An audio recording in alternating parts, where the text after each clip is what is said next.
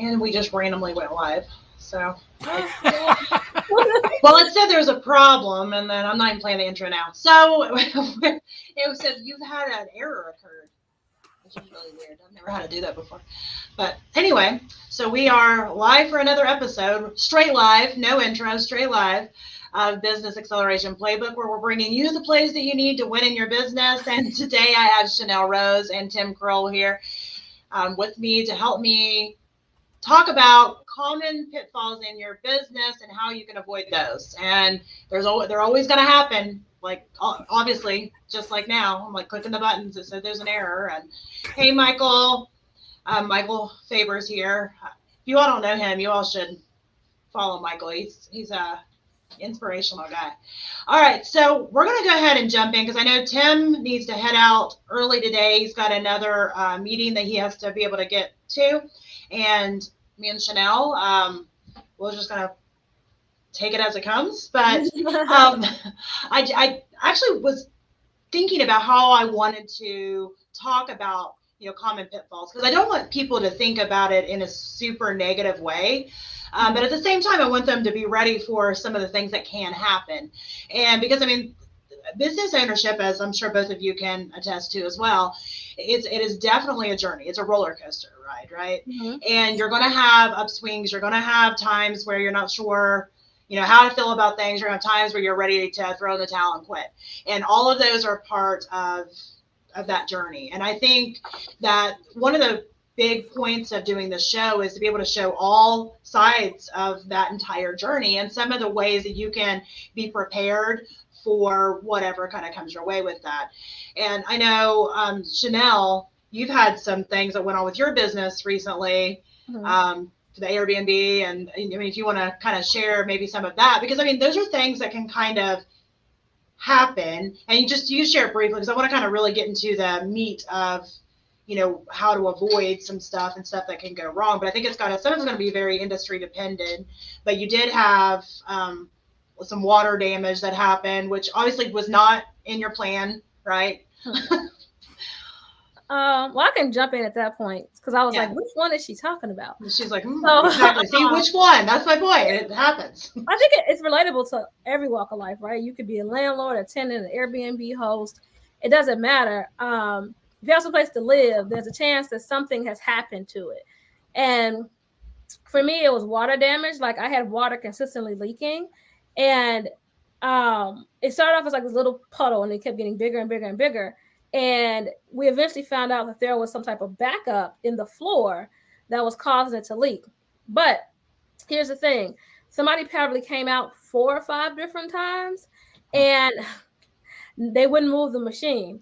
And so the first 3 times, I believe, they didn't move the machine, and they made adjustments to the machine. They assumed that it was something, and then they will move on.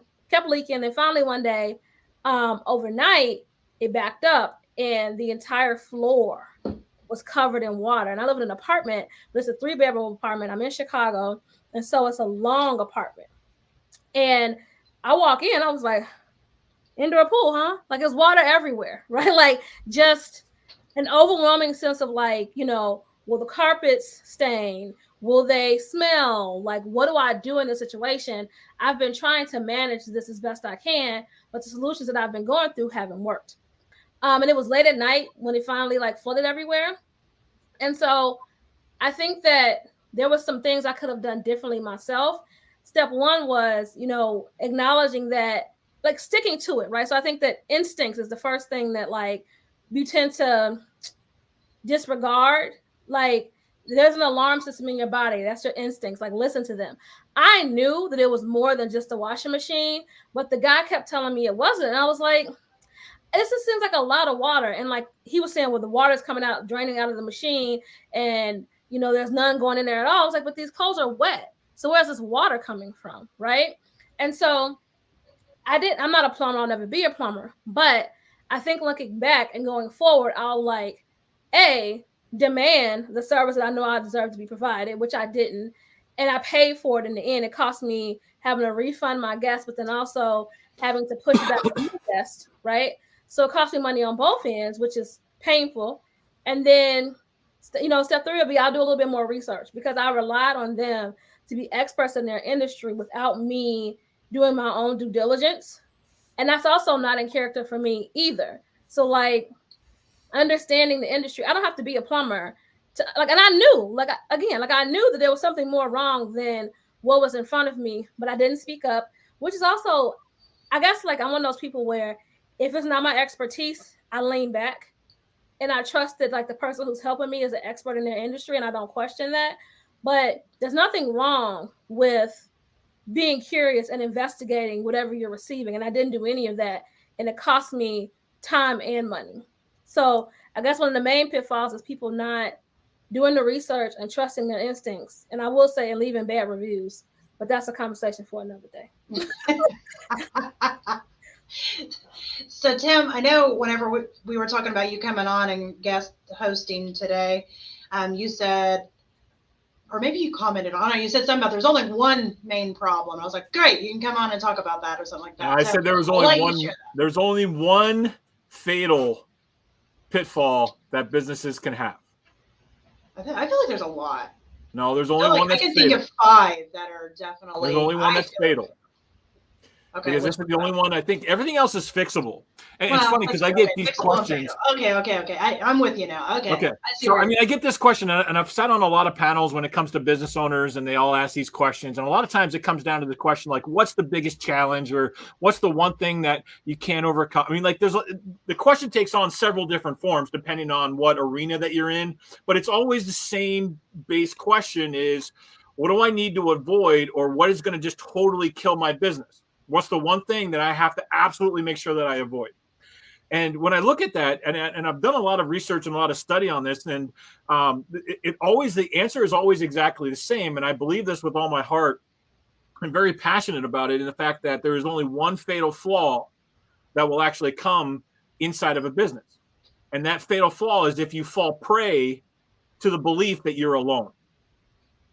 If you believe that you're alone in anything, it is the one flaw, the one fatal pitfall that can actually crush any business, because it means you don't reach out for help. That means that you're not. Here's where this comes from, and I mean I can step this back because it all comes from a false narrative and some of the beliefs that we form. Sometimes they form in our childhood, sometimes they form in our adult lives, sometimes they form through our experiences and our businesses and whatever. But the realistic thing is the fact that when you look at online, you look and see the perfect aspects of what they have in their social media. You see all of the good things. You see all of the aspects. And so you set and you compare yourself to everybody else's perfect life. And mentally, we know this isn't true. And but in our hearts, we don't always believe it because we act and we believe that, well, because everybody else's life is perfect and my life is not perfect, well, then I am different. And therefore, it leads to the fact of I'm the only one that's going through this. And if I'm the only one that's going through this in a business and whatever that challenge is, if I'm the only one that's going through this, that means that I'm all alone. And if I'm all alone, that means I'm by myself. And then I cannot ask for help and I can't reach out and find somebody to help me solve whatever this challenge is. So all of these things, like when I look at this, it's a belief system that if we fall prey to that belief system, that is the one pitfall that can totally crush our entire business, because everything else is you can recover from. There's really no point in the whole aspect. Everybody kind of talks about failure, right? So you can bankrupt your business and you can have financial ruin and you could get things repossessed. And there's all of those kinds of things that could happen. And I'm sure that you guys have either experienced it or know somebody's experienced it. That's not even fatal. Now, maybe that one business may have possibly gone belly up, but you learned a lot and you were able to start another business. Like I said, the only thing that's fatal is if you fall prey to the belief that you're the only one that's ever gone through that challenge, because you're not. There's so many other people out there that have gone through similar circumstances or challenges. You're not alone. And that's the one thing. If I can express anything else, it's like you are not alone. You reach out, talk to people, have people come in alongside and help, because there are people that have answers. I love that. That's my mic drop. I like it. I mean, seriously, I think that's huge. I think, there's several different angles to look at, I feel like we could do an entire show just on that alone, because I think it's so true. We all have different struggles, right? Different pitfalls that we go through personally and, in our businesses, and they tend to intermingle. And sometimes, if you've got some hard stuff going on at home, that can affect your business and vice versa. So I think it's so important to realize that, exactly what you said, Tim, that if no matter what you're going through, guaranteed you are not the only one. As unique as you feel you are, you've got, I'm sure, some unique qualities to you. You're still not unique in what experience you're experiencing right now. There is definitely other people out there. And I think for me, I kept thinking about, a lot of the things that I, internalized early on in my career. And it wasn't related to my business. It was related to my personal life. It wasn't, and it was affecting my business. And I think it's so true because I kept a lot of that stuff inside for so long because I didn't want to be vulnerable. But I'm just going to take this moment to say that being vulnerable and being authentic in your business, it can never do you wrong. So I know I do want to go ahead and talk about some other aspects, even though I really love that one that you brought up. But I know lack of funds, lack of money, right, is a big one that kind of comes to mind because, I hear that probably from people more often than anything else is that, lack of cash flow or bad, business decisions that they, invested, money in somewhere they shouldn't have or whatnot. And I think that can be a huge issue with businesses. And I don't know if either of you want to I know, Chanel, you love money. You're the money honey. I don't even know if you go by that anymore. I call you that a lot. So I don't know if I'm allowed to. I didn't even ask. I guess I should have. It's fine. I still go by that. I wear many hats. This is a big head. Okay. This is a lot for me. I think that people don't pay attention to their money and they don't understand how they make money and they just provide bad information to the potential clients. Like that's such a big thing. That's a big statement, right? So like I guess step one is lack of funds, right? There's so many things that you can do to grow your business. Don't cost any money. Social media. I don't have a ton of followers. I think I have no subscribers or like one subscriber on my YouTube and maybe 35 views on my videos. And I've made almost $5,000 from people going on YouTube, finding me on Instagram, sending me a message, and then me closing the sale, right? So I do one thing one time and I use that as a vehicle to continue to make money. And that's like a way that like it was an untapped market that I wasn't even trying to make money in. It's just how it happened. So like I know that I'm good on video though. So I make nice long posts, like flat posts, but I'm much better on video. And when people can engage with me, it's a much better experience for them.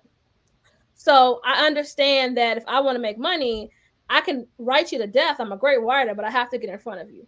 So step one is knowing how you are best received. Most people don't have that conversation. Step two is people give you what they want you to have. I have several friends right now who have businesses and I make more money than them, not because I'm smarter or better, but because I'm constantly researching. So I put up polls all the time and I ask people, which one of these you care about the most? And I would say 75% of the time I'm wrong. I assume that people cared about making more money. People just wanted to have more free time. They want to free up their time to do more of what they love. And they also wanted passive income, but that was second to actually wanting more free time. So in my messaging, right, I talk more about free time, freeing up my time, spending my time with my family and doing those kind of things. And I'm always going back, asking questions, being curious about what people need. So step two in the pitfall is they don't ask no questions. They go out, they spend all this money on a website, they talk to their friends who are never going to buy from them, have no interest in buying from them, probably won't even retweet or whatever their product, and they shouldn't. That's a conversation for another day. But the point is that like they talk to people who have no value for their business. And that's like a huge pitfall all the time. And they post about how their family doesn't support them. Well, why would they? You don't sell what they want, right? And then they also, that was snow falling off the balcony. It scared me. Sorry. Step three is they don't pay attention to the money. So a lot of people, and I've had clients where their marquee product is like this $25,000, $50,000 service that they offer that they spent months and months developing that doesn't sell. But they have an ebook that makes a killing. It's their highest selling product and they never talk about it. People go on their website, they buy it, they don't talk about it, they don't offer it. as a part of a package. They don't teach from it. It's just there and they make money. So they don't like spend any time understanding their services and their products. And then when it comes to funding, I told you my first business, I spent a lot of money and failed because I was arrogant and I didn't do the research. I wasn't accountable to the people who I was working with, and I also didn't follow up, right? So just a chain of events, a terrible experience. And I think I posted this the other day. Don't feel sorry for me. I was arrogant and all in my ego. My failure was my own. And so like, that's it. This business, I've spent the least amount of money I've ever spent to get a business up and running. And my ROI, like I got my money back in my Airbnb in the first 30 days, right? So now outside of the monthly expenses, I don't owe the business any money for starting this endeavor. And I haven't since I started it. Within 30 days, I was done. And then even with the online e-commerce part of my business, I am debt free from my online e-commerce business, less any monthly expenses. And my monthly expenses are like around $200. So like, but that's also me telling you, like, I failed. I spent well over $60,000 learning the hard way that what I was doing didn't work really well, right? So when people talk about funding, my conversation is always like, well, what do you want to spend money on? Ads? Why? Like, unless you have a business that's like, I don't even know what business right now needs to have ads. You can send, if you have a car business, a car shop, an auto shop, you can send postcards to people in the community about your business. That's cheaper than running Facebook ads, right? I think that there's a way to make money that doesn't cost a whole lot. But people are lazy and they want to be famous. They don't want to be rich. Can I add to that? Because I get in that same position. And then I have seen business owners, especially when it comes to financials, they're the eternal optimists. Like, for sure, like whether it's the $50,000 thing or they're starting an e-com business, it's like, I am going to sell this and everybody's going to want to buy that. Mm-hmm. And they're the eternal optimist in the aspect of, I'm going to invest, let's say it's $5,000, $10,000, whatever it is, on being able to build that out. And I know that within 30 days, I'm going to make my money back. And it's like, they don't actually step back and assess, like what you said, in regards to where's the revenue, what's that model look like? Does my product actually fit a need? Am I actually being able to talk and have individuals that are going to need that product? And then what's the source and how's that? And like, they skip all of that because they're optimistic and they just say, yep, it's going to sell. No big deal. We'll just throw it out there. It doesn't matter. So you have to be careful and be realistic in regards to the financial aspect, and can't just dump $60,000 into something for a learning experience, because most of us can't always afford that, and then build out on that. I mean, like, nobody can afford that, really. So I was sitting there thinking, I wish I had only lost $60,000 the first time I screwed up. I was more like $300,000, but you know, who's counting me? I was counting. But those are valuable lessons that has helped me in every single thing that I've done since then. You know, and I think that what Chanel was saying with asking the questions, figuring out what your people want. And I agree with you too, Tim, that, you know, I'm all for being optimistic. I am an optimistic person. I want to be optimistic. I definitely don't want to be pessimistic. At the same time, you have to be realistic on things too. And the only way that you can be realistic is by talking to people and asking and figuring out what, you know, they want, not what you think they should want, because, you know, nobody's going to pay you for what you think that they should want. And I think that's a hard lesson for a lot of us, because, you know, if we create something, you know, we're invested, right? We believe in it, and that's great.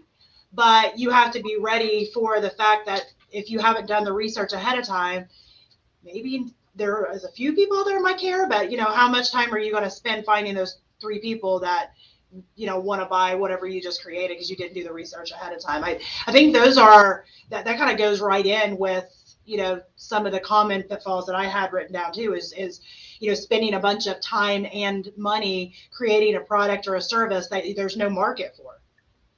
You know, and I've seen people do. I've seen people spend years, and I'm not exaggerating, actual years, creating this product / service that I've actually taken to 2 different people. One was a service, one was a product, and they spent so much time on it. By the time it was ready to put out, so many other people had done it to death that if they would have put it out, even kind of beta test it, you know, out, and ugly launched it, as I always say, ugly launched it out there, they would have made a killing. But because they spent so much time, quote unquote, perfecting it, and had no dollars come in, hadn't, shown it to anybody, they completely missed the window and had spent so much time and money for goose eggs, like actually nothing, $0, negative dollars, actually. Sad. It happens. It happened. Like I told you, it happened to me. And even recently, I launched a product that I thought addressed a need in the market, didn't get any bites. And I can't remember a time that would have discouraged me or I would have went harder. But I was like, okay, I have an audience that's engaged, who listens to me, who values my opinion. This is not a service or product that they want. So I shelved it. And everybody's like, you just have to keep selling. And I was like, no, I believe in money magnetism. So I think that when you do the work, the money will come to you. I mean, the middle part is you have to be in a position to be there. So you got to move. But essentially, I know that if I have a product, people will buy it. It'll be successful. And it didn't move. So I scrapped it. I have another product I'm coming out with. And if people like it, which so far I've gotten a couple of sales behind the scenes. So I'm going to, hard launch it. That's the other thing. So going back to return customers, if you have some, and asking them, and this is, oh God, this right here kills me. So I have a consulting client who has been in business for like 20 years, and they're looking to move in a different direction and start offering, they are service-based and they want to go to product-based. And so I was like, do you have an email list? And they were like, no. You've been in business for 20 years and no email list. Wow. We got a long road ahead of us. So then I was like, are you on social media? Sometimes. Okay. And so the conversation was, you want this big, huge launch because you've had over 300,000 customers over this amount of time and all those great things. But how do you talk to these people? You don't have an online presence at all, which I didn't either. I ran a successful business without an online presence. But when you go physical product, you need to be able to like market to people. And so I was like, okay, well, we need to get you new registers so that, because they like sell different stuff. I was like, we need to get you new registers and then have people put in their email address and we can give them 10% off. You know what they told me? It's a pandemic. We can't afford to be giving out discounts. Okay. So, how do we do this? Like, how do we help you grow? If you're not really interested in being on social media, you want to start selling products and you want to order 50,000 of this one thing. Okay. But then who are we going to sell it to? And how do you know this is the way people want it? Like, we haven't tested sizing. We haven't tested like nothing. So you don't want to provide a discount. And I was like, you can even like do that for a couple of months and then we can send a survey. And then from the survey, we can market back to those people, get their feedback, and then we can soft launch online and get like, these high reviews coming in before we officially get there. They don't do that either. I was like, you need a new coach. You need a new consultant. Yeah. Because all it's money an expectation thing. They had wrong expectations. And I think that actually applies to many, many different things, not just about the product. And also, I mean, I've watched partnerships where they just disintegrate because an expectation from one partner or the other, it wasn't clear, or they were unrealistic expectations, or the amount of money, financial. I mean, like there's so many different things that can be traced back to that expectation as a pitfall. You got to have clear expectations and, again, realistic expectations, because how are you going to sell something if you don't have an audience? I mean, it's pretty tough. People think that if you build it, they will come. And I think that's the problem. And so like, here's some free advice. Like if you start a Facebook group, and this is something that somebody told me a while ago, which was, you start a Facebook group, you should put 9 or 10 things in the Facebook group first so that people will see it, and then they will, so by the time they get in there, they have something to look at. Don't just start an empty Facebook group, right? And so then because you have posts, the Facebook algorithm will favor you, and it'll start to like acknowledge that you exist and bring people in, right? Like it's an easy way to build a Facebook group from scratch. But most people want to build a Facebook group, and I have this conversation all the time, and they have like 200 people in their group. And I'm like, but there's groups with 500,000 people in them, right? And so you need to figure out how you grow. And I tell them, go on other groups. I'm not stealing anybody's customers all the time. Like you need to find like-minded people who will invest in you. And that is how you make money. And so you go into other groups not to steal their clients at all, but be friendly, then engage, right? Chat with people. find a way to build camaraderie, but it can't happen with you just like opening up a store and expect people to walk in. There's a billion stores on the internet. Like, you have to be able to reach out, and most people are lazy. That's a pitfall, being lazy. I agree. Hey, with I'm gonna that. have to step out. So I appreciate everything you guys are doing, and I love it. So I'll follow. I think up that's a on bad moment to step out, where she's like, "Stop being lazy." You're like, "About." Wow. I know. We already said you were leaving. So thank you for hopping in. I'll go ahead and move you to the back room so you can pop out. Bye, Tim. Oh, that was fast. Yeah. Well, he's in the back room. We still with. But all right. So yeah, I think that we've covered. I had a couple of things written down because sometimes I like get up here and forget everything I've ever known. But one of the things I wrote down was, hiring poorly, and whether that's hiring employees or a contractor or whatever, it's the same thing. Mm-hmm. Not hiring the right people. And then once you realize that you haven't hired the right person or people, you don't remedy it quickly, because that was something that I kind of made the mistake of. I held on to them, just kind of trying to like pivot them over, hoping that something would stick.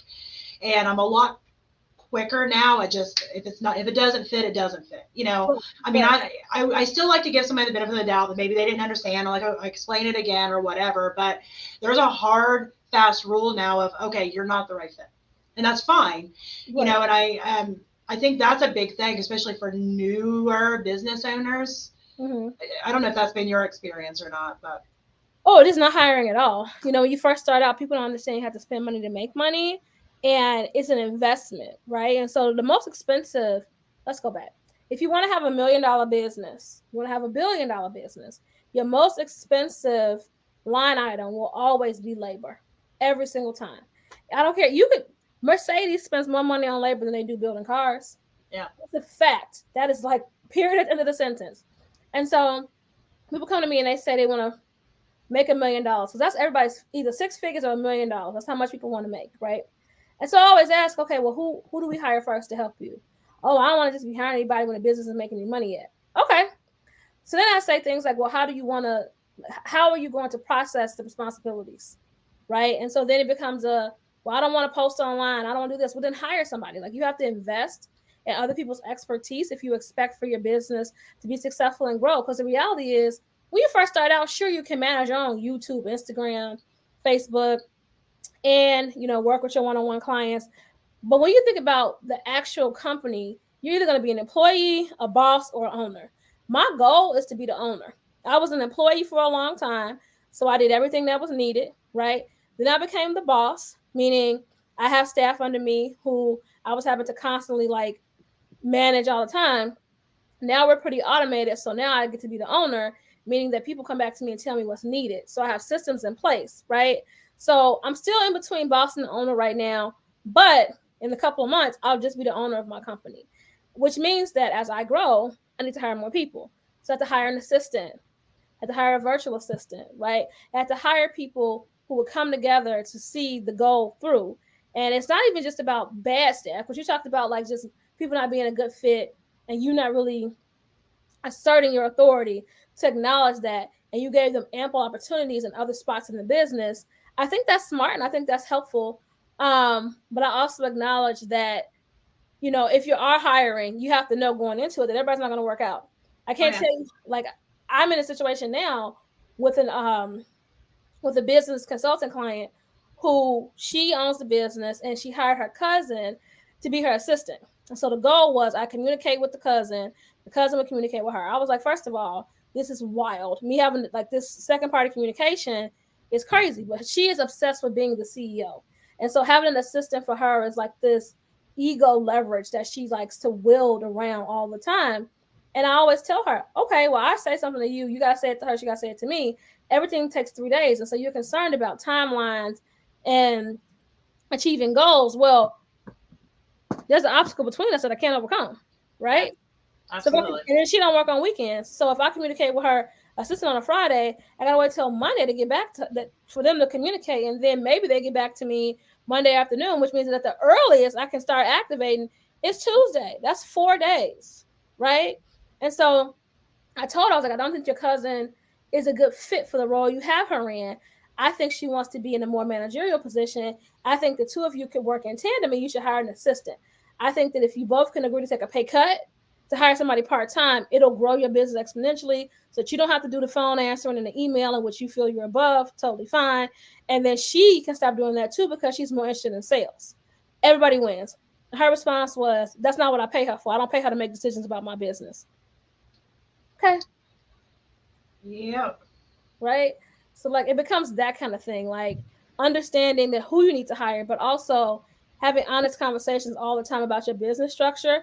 Maybe you need to grow or maybe you need to go lean, right? So letting people go because you no longer lead a typewriter fixer, right? Like it's understanding like where people's value is and then making the tough decisions. I think that's a big one. I mean, you have to make tough decisions as a business owner all the time. I mean, there's great parts about being a business owner. And you mentioned one of them earlier is freedom. That's the biggest one for me. That's the biggest one for me, that I literally can plan my own time. That's huge, but there are a lot of other things that go along with being a business owner that aren't so fun. Firing will never be fun. It's a necessary, task at times, but I like that you mentioned too that you need to hire. And I think we've talked about that before, especially in the show we did about do, delegate, delete.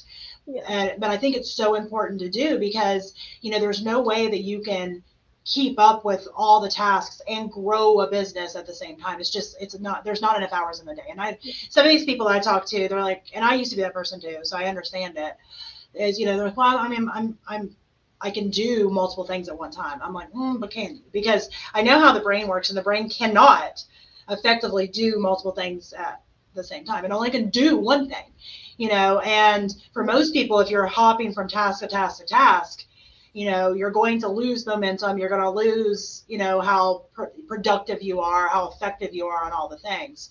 And that's the reason, like for me, for my tasks, I like to batch it and whatnot, but still you end up having to have, people that you delegate things out to, which is where hiring comes in. Right.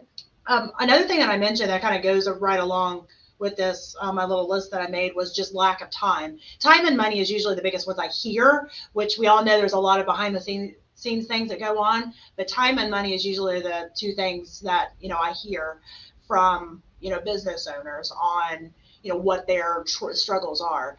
And, for me, even though, yes, money can be detrimental if you don't have enough of it in your business, money's easy. I can always make more money. Right. But right. You can't make more time. So like, do what? But don't we wish we could make more time? I know. Oh, if I can make more time, shoot. Because and that's the biggest thing for me. Like I see a lot of people, like you mentioned, they don't want to spend the money, right. But it's silly because it's like you can make more money. You know what I mean? You just made that money. So if you freed up more time, which you can't make more of, how much more money could you make? And I think that's a big thing for me because lack of time is a huge thing. And the only way to be able to free up time is to delegate things out. Listen, I wholeheartedly agree. I think that as somebody who I feel like I genuinely feel like every day I'm negotiating tasks against one another to get them done. And even though I do have help, I still genuinely feel all the time that I am lean on time and long on task. So I started to use Asana, and that's been working out for me pretty well for like planning my content. I use Canva a lot because I like the way it looks. And so that's a tool to make things look nice, which is important to me. And I've recently switched from ActiveCampaign to Flowdesk because I like the layout of their emails. I think they look more polished and they look like professional emails. And they just kind of, they feel good to me. When I have a Flowdesk account, I like it too.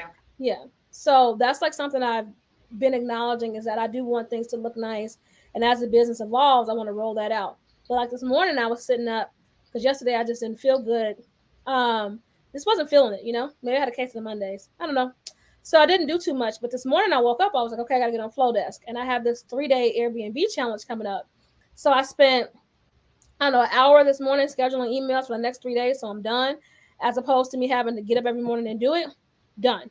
And then when we hop off of here, I'm going to go and create my sales emails so that right after the course is over, every night they're going to get an email explaining to them why they should buy, why they should engage, why they should invest, so that I can be done with it, so I can just focus on, staying in my zone of genius. But Flowdesk makes it easy for me. It's a template. I'm not trying to fidget with the template. I'm not trying to do anything other than change some colors and drop some photos inside of it. It's impossible for me to be angry at that. And it also helps because on active campaigns, sometimes I feel like it's just very vanilla.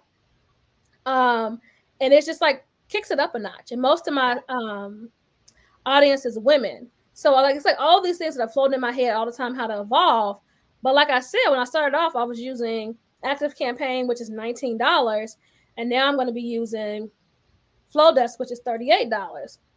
And the reason is I can upgrade because now I have a little bit more money in the bank for the business. But more importantly, I've put in the time 3-6 months ago. And if you've been listening to the podcast for a while, I've been at this Airbnb thing publicly for months. And you've heard me say, I'm going to start teaching a class. I've talked about the success of the class. I've talked about, how I evolve. And I'm trying my best to then include, because I am a single member owner of my business. So it's just me. I don't have a partner. I try to talk about how to grow your social media. I told you about Facebook groups earlier. You can passively add people to your group when you're walking down the street, or you're waiting on somebody to come out of the store, or dinner is cooking. Like, you don't have to talk to anybody to do that, right? And so my time management has become making sure I have time to do things I must do, and then figuring out how to do the things that I need to do. So like adding people to my Facebook group, or responding to Facebook messages, or responding to Instagram messages, right? Like time management is important, but when you are in corporate America, it's rigid, right? So at 8 a.m. you got to do this, at 9 a.m. you got to do that, at 10 a.m. you got to do that, 11 a.m., whatever. In entrepreneurship, it's a clean slate every day, and that's intimidating. So I think that a lot of people get depressed and frustrated in the entrepreneurship process when they don't have a routine. They don't have a schedule. No one's telling them where to be, so they don't get anything done. So it takes them 6 months to get an LLC, or it takes them 5 years to launch their business. Would you say 10 years to launch their business? I know somebody that it was right over 9 years. It was right over 9 years to get them to actually launch it out, because they just kept sitting on it and sitting on it and sitting on it. And, it's sad. I mean, it is. And, you were saying something, it actually goes with one of the other things I've written down, that it's just balancing growth and quality. Because when you're in that, I always say growth mode, when you're in that growth mode, I feel, as somebody that I've founded several businesses at this point, they're all in different growth stages. I feel that's like there's a growth zone that I think, there's like 2 of them particularly that I think is the hardest. And it's always this constant balancing act of, okay, well, to be able to get to this next notch, I need to be able to spend X amount of dollars more and put X amount more time into it. That I'm doing great now, but to be able to get up here, I need to be able to do that, but I don't have that. So it's always this kind of balancing act. And I think that's where we could, kind of talk about, how to be able to get the money and all those things. But for this purpose, I think what we need to talk about is, how you overcome that as a pitfall. Because what I see a lot of people do is they just stop. They're like, no. That scares me. I don't know what to do. So they just do nothing. And that seems like that might be okay. Because it's like, well, if I just stay there, I just stay there forever, right? I just keep doing the same things forever. It'll just last forever. But that's not how it works. What ends up happening is it stays, even for a while, and then just starts to decline until you have no business. Yeah. And so and I've watched that happen. And that's where the mark is. They're always at that growth stage, and whether it's getting to 6 figures or getting to 7 figures or whatever that mark is, they're both actually getting to 6 figures. I think is the hardest, or it was for me. Just getting to the 6-figure point, I felt it took me the longest. And after that it was a little bit easier. But getting there is like you feel like that was never going to happen. And and I was sitting there looking around like, okay, well, I used to make this 6 figures easy in my day-to-day job, and now I'm like spending so much money to write my business checks at the right. And I think that's a hard thing, but I still want to mention that just because I think it's so important to talk about that. You don't want to be afraid of that growth zone. Don't let it be a pitfall. No. And I think we've said this before, and I'll say it again. Like, you have to spend money to make money, right? And so you will spend money on some stuff that will get you zero ROI. It will have wasted your time and have wasted your money. You need to go into it with grit. You gotta know that everything is not gonna be perfect all the time. I knew going into Airbnb that there may come a time where things may not go my way, but I managed the risk, right? And I always feel, and this is the thing, I suppose that this is a good fit for you if you go into it and you understand, even if things don't work out, you'll figure it out. And that's how that's the confidence for me is, I don't know if it's going to be perfect. I don't know it's in front of me, what's behind this door, but I'm fine with going through it because I know that no matter what happens, I'll be okay. Right. And so I'll fix it. I'll manage it. Things will work out in my favor. And so that's my attitude when I approach Airbnb. It's my attitude for my coaching clients, is that it will work out, but you just have to, like you said, that growth zone. That's when all the fear exists. And like the first 6 figures, it does seem like it takes forever to come. Because you spend a lot of money. Every time you make money, you have to spend money. Like I just told you, I was paying $19 for email. Now I'm paying $38. But the difference is it's a much higher quality email with much less effort. It took me, all I did was type into it. And it's so crazy, Maria, because I was sitting there, I was like, oh my God, this looks so good. And I've spent very little time actually creating this thing. And that was it, right? Like I just got it done. And that is a huge upgrade for me as I'm trying to professionalize my business. I understand that I did double my email budget, but it's a flat, it's a flat rate, and it works out. And that's like how you have to understand like expenses, is that you will start spending more money. I used to have an assistant that I paid $3 an hour, and I could only afford for them to work 5 hours a week. So $15 is what I was spending, is all I could afford. Now I'm spending, I don't know, 7 or 8 times that amount every week for an assistant. It just is what it is, and not the same $3. And before someone loses it on me, they are in a different country, and there's an exchange rate, and so they were just getting started, and the $3 was what they asked for. And I did the research; that was a fair market rate for the exchange. Yeah. So I put that out there because someone's like $3. But they don't pay. That's it. That's period, end of the sentence. That was it. But it goes back to what you said, like how you save time. Often it's spending money. Yeah, absolutely. Yeah.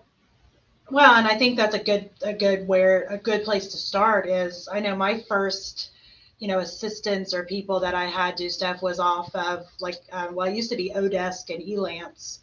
And now it's Upwork. And I actually started out freelancing on those platforms. So that's the reason I knew to go there. And you can, find great quality help on there. There's rating systems and where people kind of leave feedback and all the things. And, you can do just a US option if you're concerned with taxes and all that stuff. I would, not an accountant, not an attorney, ask your professionals what you should do for your business. But for me and my business, at the beginning, I did use help like that, getting started, because the same thing with you. I asked what their rate was. They told me their rate, and I can't remember if it was $5 or $6 an hour, and I was like, sold. And they did a great job. And actually, there's one of the people that still does work for me, and he gets paid more than that now. But they set their own rates, and I think that's a good place to start. And then as you add other people, which I do have a lot of stateside employees now too, and contractors that work for me. And I think what you mentioned, I think is huge though. It's going ahead and taking the leap and figure out what is your budget. You said it was 15, you had established it was $15 a week that you could spend. And a lot of people would look at that and say, well, there's no point in me even doing anything. But Chanel said, let me see what I can do. Yeah. And I think that's huge. Yeah. And what she did was, she was creating content and she was posting in other groups. And so that created so much free time for me, and it gave me access to my time in a way that I really needed, so I could focus on creating video, which, by the way, was just me getting the mediocrity out of my system. If you ever get bored, go look at my old videos. But I couldn't do both. I couldn't create content and create videos. And my content was doing 4 or 5 likes, 6 likes, whatever.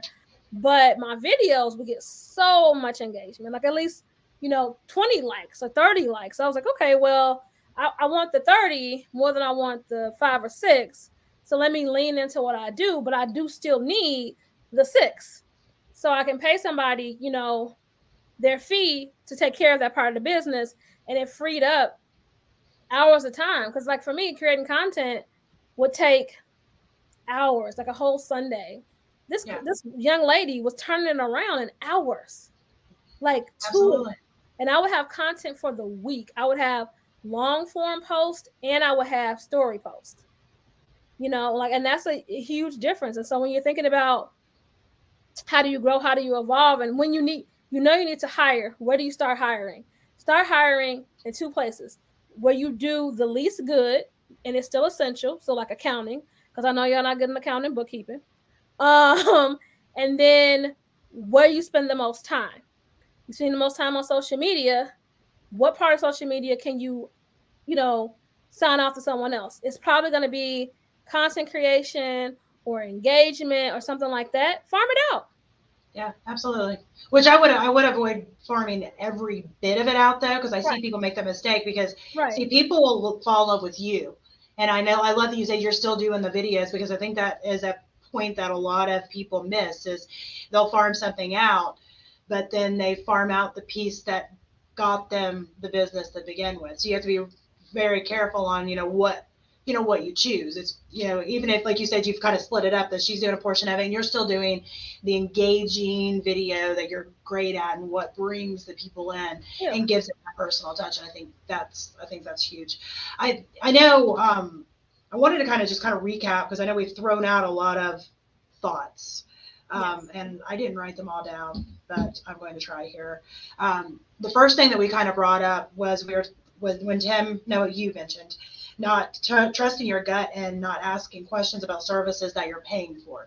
And I think that is a huge one that we've all probably got stories related to. And I think that goes right in with common pitfalls. The second one was thinking that you're alone and not reaching out for help. I wrote down that the third one was not knowing your audience. The fourth one, not being engaged online, not having an online presence, which was another thing that you said, Chanel. And not creating products and services that are able to be sold. Creating products and services just for the sake of creating them. Yeah, I'll just stop there, because we know why that's a problem. So the other ones that I had were the ones that I wrote down, which was, lack of funds, lack of time, poor hiring or not hiring, as you added, Chanel, difficulties with just balancing, your growth and still having quality offerings. Mm-hmm. Do you think of anything else that was kind of mentioned? I was wanting to give just a quick recap that this turned out not to be so quick, but. Oh man. I guess, I guess the one thing we didn't mention was like using your resources. So leaning on people, in your ecosystem who can assist you. It's not always going to be, maybe you can't hire somebody, but if you know somebody who does social media and maybe you're really good at emails, for example, trade, and market research. You didn't say this. You said putting out products people don't want, but making sure you do the proper market research. Those are like the 2 I think we need to make sure we put an exclamation point on, because that is where the money is. And budget, you didn't say that, but budgeting. I didn't. You said you said funding. Funds, but I mean, and budgeting is a huge part of it, just because you'd be surprised. People don't even know where their money goes. Like no idea where their money is even going. And I think there's a lot of places that, if you're honest with yourself, you're probably spending money, and we're talking business, but I'm sure it's true and personal too, that you could push into an area that's going to grow your business, aka hiring. Right. So, I think that's huge. But I mean, back to your point though, you do have to spend money to make money. And sometimes, like you mentioned, with upgrading from your previous email service to a new email service, it's a little bit more, but the quality was also improved. So I would bet that your conversion rate is going to end up being better, because people are going to connect with it. Yeah. And so, sometimes, a better price, quote unquote, isn't the best decision. It's not. You just have to figure that out and do some research, right? Like taking the time to do stuff on the front end can save you money and time on the back end. Absolutely. Well, I know we're a few minutes before the 2:00 hour, but I think that's at a good stopping place. So I do want to remind everybody that we will be back again next Tuesday at 1 p.m. Eastern Standard Time for another episode. And thank you, Chanel, for being a lovely co-host again, as usual. Yes. And thanks, Tim Kroll, for being on today as a guest host. So we will see you all next week. Make sure you click like and share. If you're watching this in the replay, if you would go down to the comments and put #replay, we would really appreciate it. And bye, y'all. Bye.